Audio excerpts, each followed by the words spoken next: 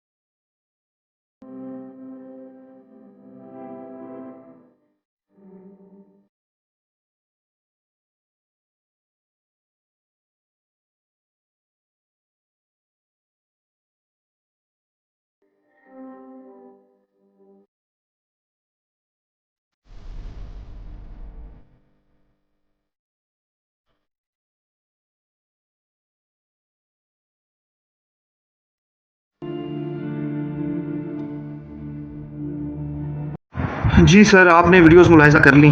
अंधेरा था, इस वजह से वीडियोस उस तरह नुमायाँ नहीं हैं। लेकिन आज जब दीपालपुर गल्ला मंडी रोड बाज़ार में जब कदम रखा तो दिल लर्ज़ उठा।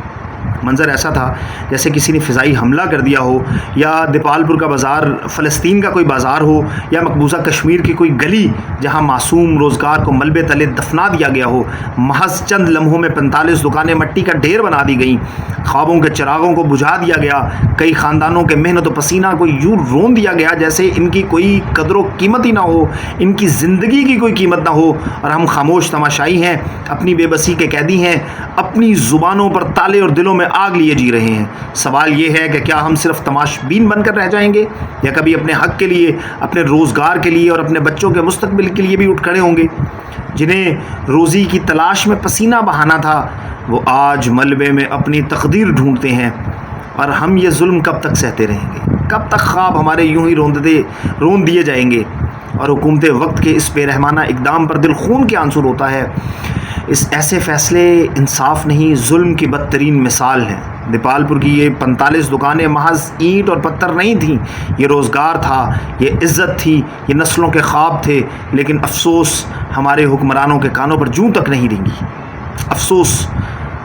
अल्लाह ताला हम सब के लिए आसानी वाले मामलात पैदा फरमाए और हमारे गुनाहों को मुआफ़ फरमाए, और हमें हमारे आमाल की बदौलत जो हम पे हुक्मरान मुसल्लत किए गए हैं उनसे अल्लाह ताला हमें छुटकारा अता फरमाए।